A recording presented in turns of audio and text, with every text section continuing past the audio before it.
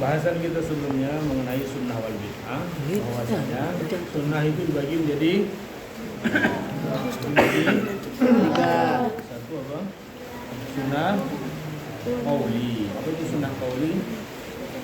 Adalah apa yang telah diucapkan oleh yang mulia baginda Rasulullah SAW. Saya ini namanya sunnah qauli. Perintah Nabi, anjuran Nabi, atau semua yang beliau katakan ini adalah bagian daripada sunnah atau al-hadis. Yang kedua adalah sunnah fi'li. Itu sunnah fi'li, segala perbuatan yang dilakukan oleh yang mulia baginda Rasulullah SAW. Dan itu bukan dari perkataan Nabi, dari perkataan para sahabat radhiyallahu ta'ala anhum yang melihat sikap tindakan baginda Nabi sallallahu alaihi wasallam dalam setiap keadaan. Maka suatu ketika seorang sahabat bertanya kepada baginda Rasulullah sallallahu alaihi wasallam, "Ya Rasulullah, engkau adalah makhluk Allah, ciptaan Allah, yang kadang engkau bahagia, kadang engkau senang, kadang engkau marah, kadang engkau berkata, berbuat dalam keadaan senang, kadang engkau berkata dalam keadaan marah. Lantas, apakah setiap perkataan, perbuatan yang engkau lakukan itu boleh kami tulis dan boleh kami ingat sebagai suatu rujukan hadis, sebagai suatu rujukan dalil dalam menjalankan syariat Allah, syariat agama Islam ini?" Maka yang mulia baginda Rasulullah sallallahu alaihi wasallam, "Wa ma yantiqu 'anil hawa in huwa illa wahyun." Wa ma yantiqu 'anil hawa, tidaklah Nabi Muhammad itu berkata, mengucapkan sesuatu dari hawa nafsunya, melainkan semua ucapan yang mulia baginda Rasulullah SAW adalah berdasarkan dari wahyu. Semua yang diucapkan Nabi, walaupun dalam keadaan marah, walaupun dalam keadaan bahagia. Orang kalau terlalu bahagia, seorang manusia yang biasa, kalau dia terlalu bahagia, maka kadang tindak dan tanduknya itu juga akan bisa mau dipertimbangkan dulu. Dia nih memutuskan karena dia terlalu senang, terlalu cinta, atau terlalu marah. Maka termasuk di antara tertibnya seorang qadhi, seorang hakim, itu kalau qadhi, hakim memutuskan tidak boleh dalam keadaan marah. Kenapa? Karena keputusan orang yang dalam keadaan marah ini pasti akan lebih berat, memberatkan perkara yang sebetulnya tidak terlalu berat, karena terpancing oleh emosi dari itu. Juga terlalu sedih, juga terlalu senang. Tapi yang mulia baginda Rasulullah SAW, semua ucapan beliau, baik dalam keadaan senang, sedih, marahkah, itu semua adalah wahyu dari Allah Subhanahu wa taala. Satu, yaitu hadis qauli, kedua fi'li, ketiga adalah takriri. Apa itu hadis takriri? Sunnah takriri, yaitu suatu perbuatan yang tidak Nabi ucapkan dan tidak Nabi lakukan, tetapi dilakukan oleh para sahabat yang diketahui oleh yang mulia baginda Rasulullah SAW. Maka sunnah takriri dibagi dua. Imma ada kalanya baginda Nabi SAW memberikan apresiasi, dukungan kepada perbuatan baginda Nabi yang beliau tidak pernah contohkan, tapi sahabat kerjakan. Kalau itu perbuatan itu didukung Nabi, maka derajat hadis ini, perbuatan ini masuk ke dalam sunnah, perkara yang disunnahkan. Seperti apa yang kemarin sudah kita bahas tentang doa iftitah. Orang sahabat datang di akhir shaf, sampai ke shaf, takbir Allah Akbar, maka diucapkan kabira walhamdulillahi katsira subhanallahi bukratan wa asira. Maka selesai sholat Nabi tanya, siapa yang mengucapkan itu? Selesai sholat Nabi tanya, siapa yang mengucapkan itu? Maknanya apa? Nabi tidak pernah ajarkan. Nabi tidak pernah kasih tahu apa yang seharusnya diucapkan. Apa yang diucapkan itu sebelumnya Nabi tidak pernah ajarkan. Makanya Nabi tanya, siapa yang mengucapkan tadi? Maka sahabat itu katakan, ya Rasulullah, ma'ana bifa'il, ma'ana biqa'il illa bi khair. Ya Rasulullah, tidaklah aku mengucapkan itu kecuali hanya menginginkan kebaikan. Maka yang mulia baginda Rasulullah sallallahu alaihi wasallam mengatakan, laqad ra'aitu abwaabas sama' futihat lahunna. Sebab kamu ucapkan tadi itu, maka aku melihat pintu-pintu langit dibukakan oleh Allah Subhanahu wa taala. Padahal ini Nabi tidak ajarkan. Maknanya bukan berarti semua hal yang Nabi SAW tidak ajarkan itu adalah suatu yang terlarang. Dilihat dulu perkara yang baru ini melanggar syariat atau malah sesuai dengan syariat atau malah didukung oleh dalil-dalil syariat yang lain. Ya, seperti sekarang orang itu mudah menyalahkan. Kalau tasyahud itu harus tidak boleh pakai sayyidina. Karena Nabi ajarkan tidak pakai sayyidina. Allahumma sholli ala Muhammad. Itu yang betul. Kalau pakai sayyidina bid'ah. Kalau bid'ah itu neraka haram. Nah, kesimpulannya sama. Orang kalau pakai sayyidina, ya, kemarin saya ditanya ibu-ibu. Katanya kalau pakai sayyidina di luar sholat tidak apa-apa, tapi kalau di dalam sholat tidak boleh. Betul tidak? Maka saya bilang, tapi di sini ada dua perkara. Pertama, mengucapkan menambah sayyidina itu sendiri. Yang kedua adalah menambahkannya di dalam sholat. Maka kalau kita melihat tekstual hadis tadi, doa iftitah tadi, maka doa iftitah itu adalah doa ucapan atau doa kabira alhamdulillah katsira subhanallah wasila yang sedikit pun Nabi tidak pernah ajarkan. Dan itu dibawa di dalam sholat. Maka Nabi bukan katakan kamu tidak sah sholat, malah apa kata Nabi? Sebab doa kamu, bacaan kamu, maka 8 pintu langit terbuka. Itu tidak ajarkan Nabi. Lah sekarang Sayyidina ini ucapannya dari Nabi sendiri atau dari kita nama-nama. Maka Sayyidina ini, ucapan Sayyidina untuk yang mulia baginda Rasulullah SAW, itu adalah ucapan yang Nabi SAW sendiri telah ucapkan. Bahwasanya ana sayyidu ibnu Adam, aku adalah sayyid, pimpinannya seluruh anak Adam, yaumil qiyamah, pada hari kiamat, wala fakhra, dan aku tidak sombong. Satu, Sayyidina itu adalah yang memberi gelar Sayyidina kepada Rasulullah itu ya beliau sendiri dalam hadisnya. Lalu gelar yang beliau SAW telah ucapkan dalam hadis yang lain, kita masukkan ke dalam sholat. Lah kalaulah perkara yang Nabi SAW tidak pernah ajarkan dan contohkan saja, dan itu tidak melanggar syariat, boleh dimasukkan ke dalam sholat. Bagaimana sesuatu yang memang dari lisan Nabi, diajarkan oleh Nabi, diberitahu oleh Nabi SAW, lalu kita masukkan ke dalam sholat. Boleh atau tidak?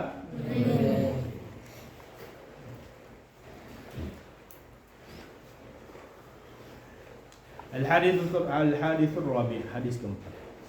Ma rawahul Bukhari, apa yang telah diriwayatkan oleh Imam Bukhari fi babil jam'i, di dalam bab mengumpulkan baina surataini, antara dua surat.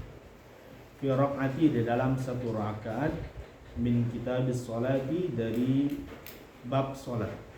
Dalam kitab Bukhari Muslim itu namanya kitabus shalah, bab salat. Bunyi hadisnya, an Anas radhiyallahu ta'ala qol, Sina Anas radhiyallahu ta'ala berkata, kana rajulun, ada seseorang laki-laki minal ansor, dari kaum Ansor. Kaum Ansor ini berarti orang asli penduduk Madinah. Ya ummahum, yang orang Ansor ini mengimami sahabat-sahabatnya di Masjid Quba, di Masjid Quba. Masjid Quba bukan Masjid Quba Parisiwa. Masjid Quba yang ada di Madinah, kan, dekat Madinah. Nabi itu dalam sebuah riwayat, beliau setiap hari Senin biasa datang ke Masjid Kuba. Seminggu sekali datang.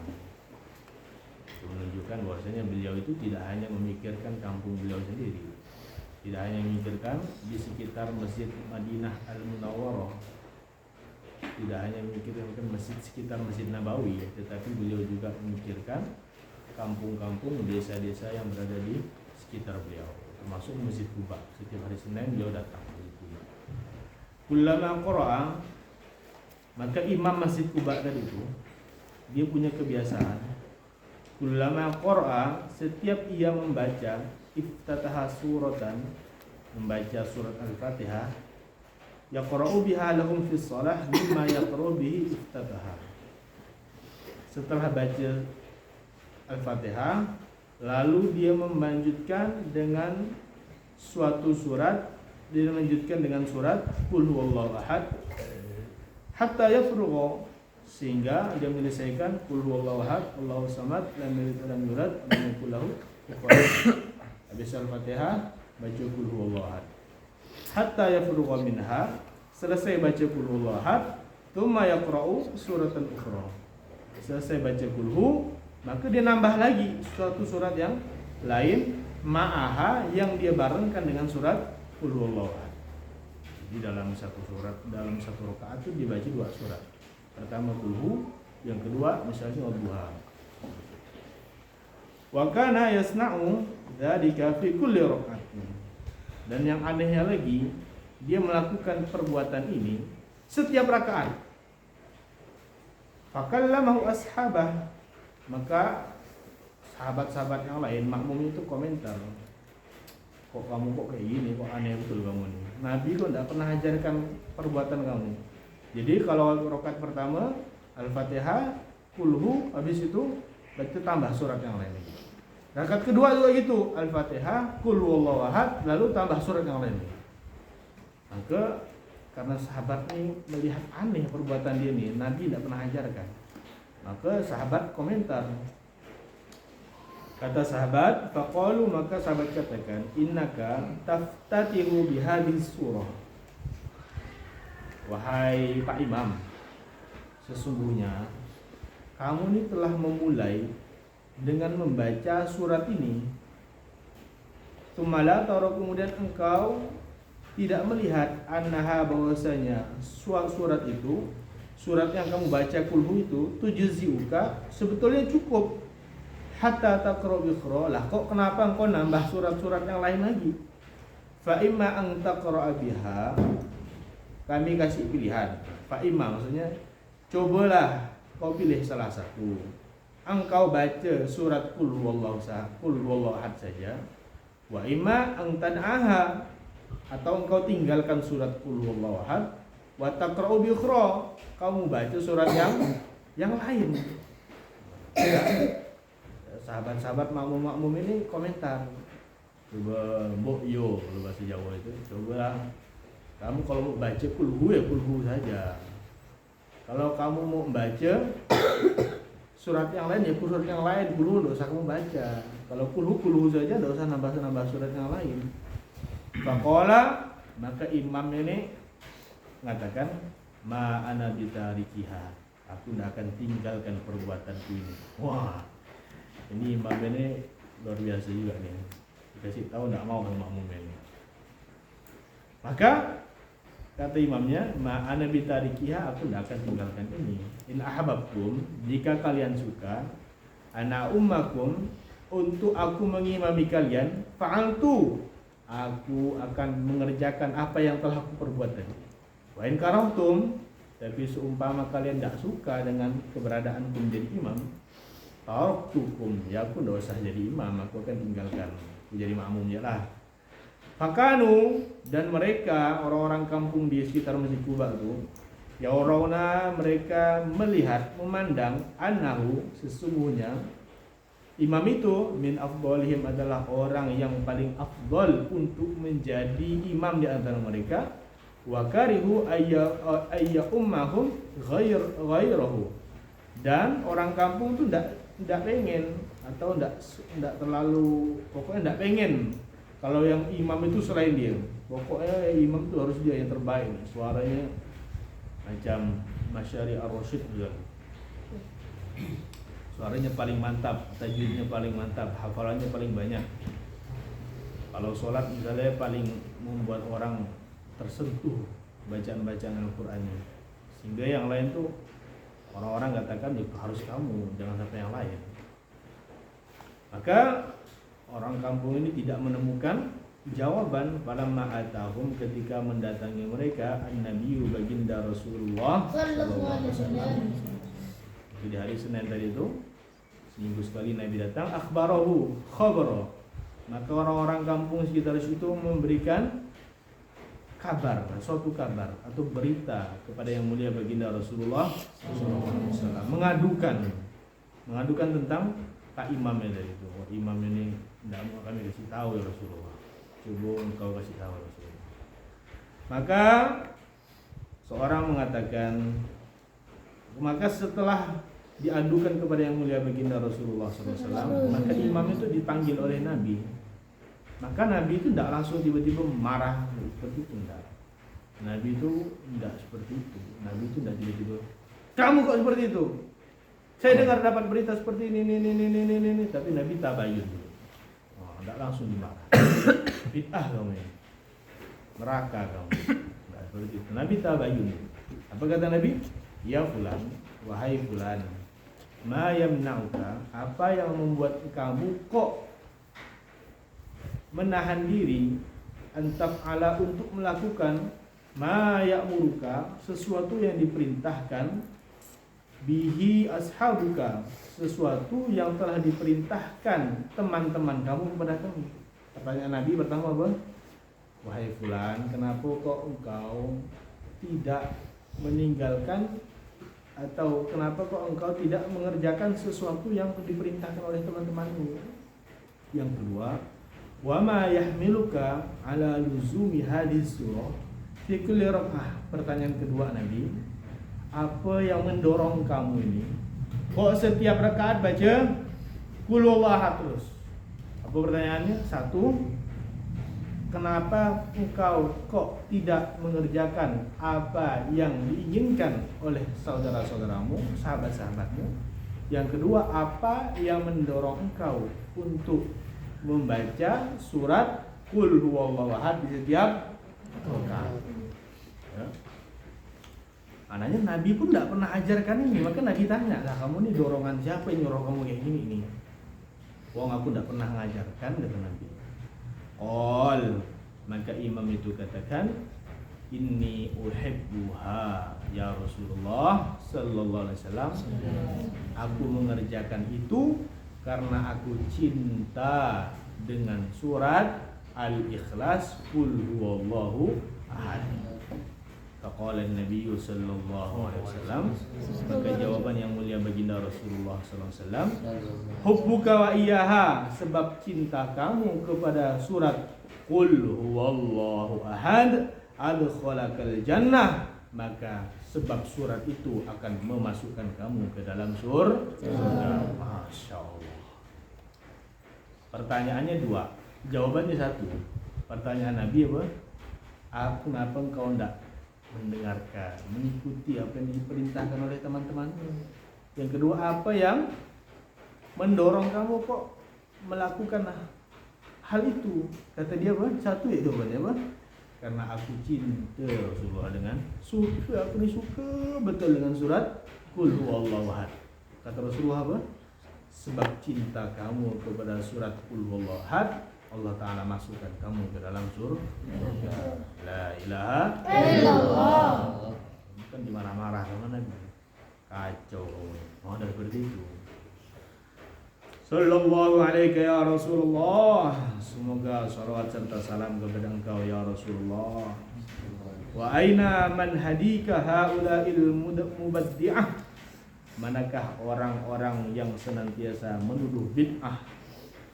Qala al-Hafidh fil Fathi, maka Imam Hafidh Ibnu Hajar dalam kitab Fathul Bari beliau katakan, ma yamna'uka wa ma yahmiluka, apa yang mencegah dan apa yang mendorongmu. Sa'alahu anil amrain, Nabi bertanya tentang dua perkara, fa'ajabahu biqaulihi inni uhibbuha. Jawabannya cuma satu, karena aku cinta ya Rasulullah. Wa huwa jawabus su'al anis su'alits tsani malzumul lil awal, yaitu pernyataan itu adalah jawaban untuk soal yang kedua dan penetapan untuk soal yang pertama dengan menggabungkan sesuatu akhirin yang lain ilahi padanya, wa huwa iqamatus sunnah ma'hudah fis shalah, itu dia menegakkan salat yang menegakkan sunnah di dalam salat. Falmani al-murakkab, maka sesuatu yang paling mendasar yang menyebabkan ia tidak meninggalkan perkara yang ia kerjakan itu adalah al-mahabbah, adalah karena perasaan cinta. Masya Allah. Orang kalau dah cinta tidak akan meninggalkan meskipun semua orang mengatakan dia jelek, meskipun semua orang mengatakan tidak setuju, tapi karena hati sudah terlanjur cinta, maka tidak bisa diapa-apakan lagi. Cinta itu tidak ada obatnya. Cinta itu tidak ada obatnya. Maka betullah kata pepatah, kalau sudah cinta maka tai kucing rasa coklat. Itu betul itu. Walaupun semua orang katakan ngapa kau dengan dia itu, tak cocok, ini, mau panjang ceramah 5 jam, jawabannya aku sudah terlanjur cinta. Tidak bisa diapa-apakan lagi. Orang ini kalau sudah cinta, dah, maka gelap. Pokok semua itu dah gelap dah, tidak bisa lagi. Orang itu kalau sudah seperti Qais dengan Laila. Laila Majnun. Maka Qais ni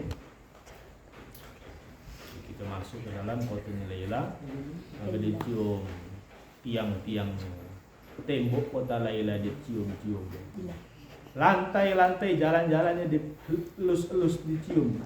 Keledai anjingnya pun dicium-cium. Maka orang bertanya, kamu ini gila betul. Kenapa kau senang betul cium-cium tembok-tembok di kota ini? Jalan-jalannya anjingnya pun kamu cium-cium. Bukanlah cintaku kepada kota ini, melainkan cintaanku kepada siapa yang tinggal di kota ini. Cinta itu seperti itu. Maka Qais itu pernah ditanya mengenai perpolitikan, mana yang lebih benar dan mana yang lebih berhak wahai Qais, antara Bani Abbasiyah atau Bani Umayyah yang menjabat sebagai khalifah. Dahulu kan ketika zaman itu, maka ada dua kubu nih, ada kubu Abbasiyah, ada Umayyah, Bani Umayyah. Maka jawabannya apa? Laila. Ditanyanya mana yang lebih berhak, Bani Abbasiyah atau Umayyah? Jawabannya Laila. Orang kalau cinta begitu. Lah sahabatnya dia melakukan hal ini karena dasar cinta. Maka dia tidak bisa meninggalkan sesuatu sudah cinta. Lebih baik aku tidak usah jadi imam daripada kamu kerja kamu suruh aku tinggalkan perkara yang aku cintai. La ilaha illallah. Ya segitu loh cintanya sahabat dengan surat Qul huwallahu ahad itu seperti itu. Kecintaannya. Lah kamu ada tak kecintaan pada suatu amal seperti itu tuh, ada tak? Tanyakan diri kita sendiri. Ada tak kita ni kecintaan kita dengan suatu amal? Lah kau kenapa kok sebab Qul huwallahu ahad kata Nabi menyebabkan kamu masuk surga? Karena kecintaannya kepada Qul huwallahu ahad itu Masya Allah menyebabkan apapun halangan rintangan tidak akan bisa mencegah dia untuk melakukan hal yang dicintai. Amalan itu memang betul-betul murni karena Allah, karena cinta dengan amalan itu. Surat Al-Ikhlas juga. Kenapa kok cinta betul dengan surat Al-Ikhlas? Qul Allahu shahad. Karena bunyi surat itu mentauhidkan Allah Subhanahu wa taala. Maknanya dia sangat cinta dengan Allah Subhanahu wa taala sehingga terbayang-bayang kecintaannya kepada Allah, bertambah kecintaannya kepada Allah ketika dia menyebutkan surat Al-Ikhlas. Orang yang cinta itu seperti itu. Orang itu kalau cinta, maka dengan menyebut namanya saja itu sudah mengobati hatinya. Senang kalau diucapkan itu senang. Coba lagi ucapkan lagi. Oh, senang berkali-kali diucapkan. Maka Masya Allah, lah sekarang kita apakah ada amalan kita tuh seperti itu, ada atau enggak? Tanyakan diri kita masing-masing. Ada amalan kita tuh yang kita pokoknya enggak mau sih tinggalkan kapanpun sampai saya mati karena saya cinta dengan amalan ini. Ada enggak? Sholat duha? Oh, kalau enggak ada ustaz ini enggak sholat duha. Kalau ada ahad, enggak sholat duha. Habis jogging langsung baring gitu. Istighosah kalau diburu-buru. Suruh istighosah dia marah-marah, barulah istighosah. Kalau pas ketiduran semua, bangunnya pas azan, syukuran semuanya. Alhamdulillah kita tidak istighosah hari ini. Ya, ada tak? Cintaan kita dengan surat Al-Quran ada tak seperti itu? Dengan Al-Fatihah, atau dengan surah Yasin, atau dengan surah Al-Waqiah? Nampak-nampaknya belum gitu. Masih jauh sekali. Lah kalau ada satu saja amalan, perbuatan yang kita kerjakan dengan berlandasan cinta, itu sudah cukup untuk memasukkan kita ke dalam surga. Oh.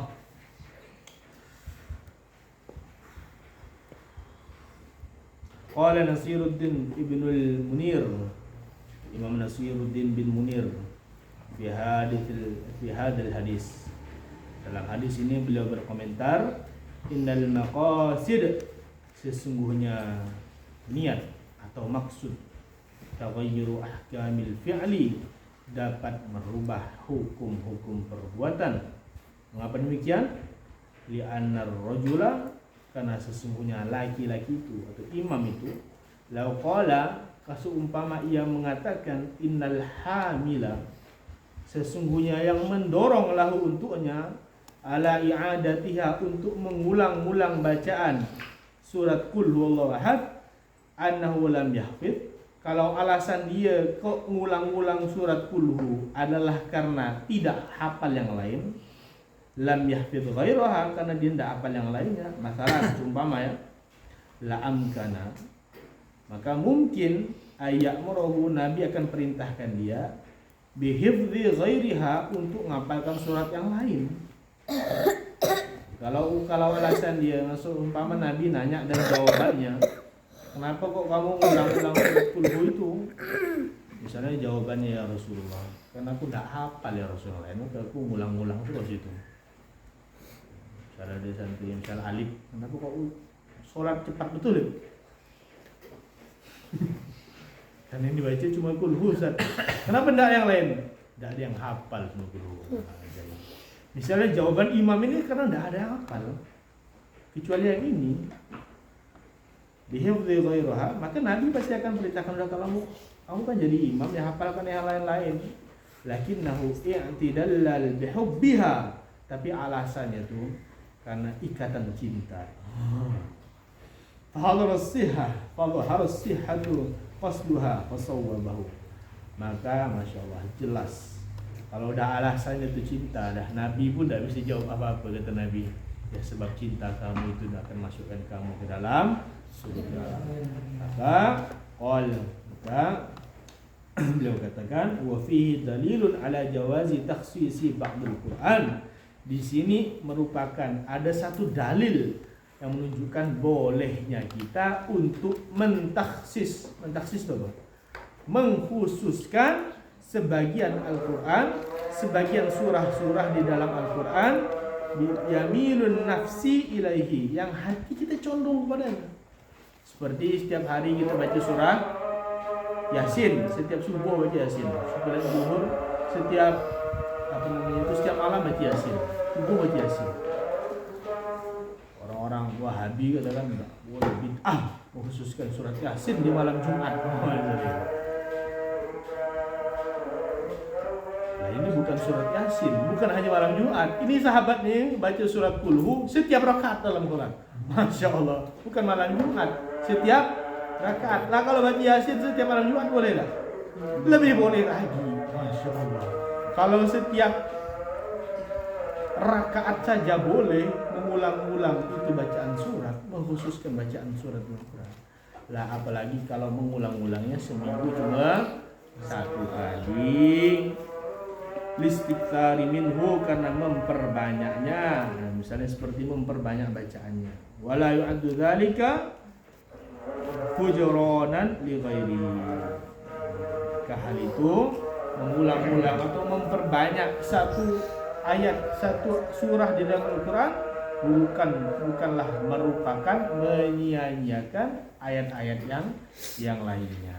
Kan alasannya kok baca itu tidak disunahkan.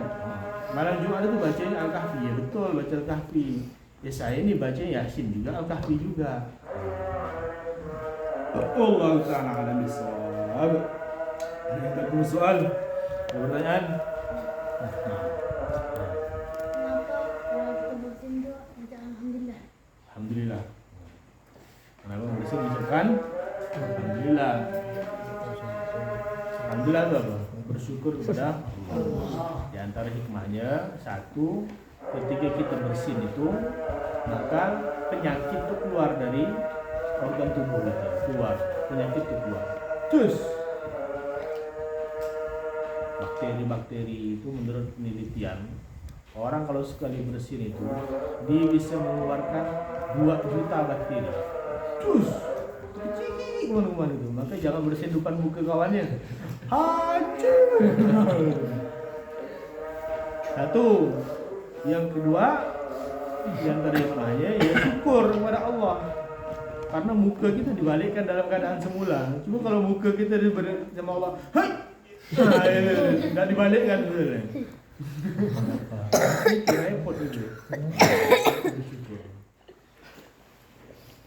Yang ke, maka kalau orang mengucapkan alhamdulillah, kewajiban hak orang yang mendengarkan saudaranya bersin dan mengucapkan alhamdulillah, haknya apa?